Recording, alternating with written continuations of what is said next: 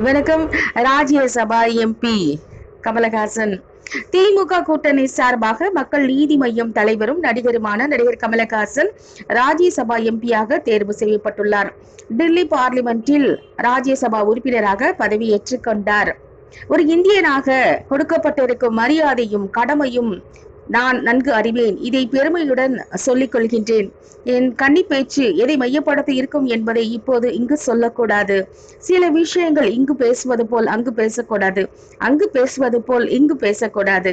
Rajya Sabha MP பதவியில் இருந்து செயல்படும் 6 ஆண்டு கால பயணத்தை கவனித்தால் எதை நோக்கி செல்ல போகிறோம் என்பது புலப்படும் என்று மகிழ்ச்சியுடன் கூறினார். மக்களின் நல் வாழ்த்துக்களுடன் டில்லி சென்று உறுதிமொழி எடுத்து பெயரை பதிவு செய்து ராஜ்யசபா எம்பியாக தேர்வு பெற்றதற்கு அனைவருக்கும் நன்றி தெரிவித்தார். வாழ்த்தலாம். நன்றி.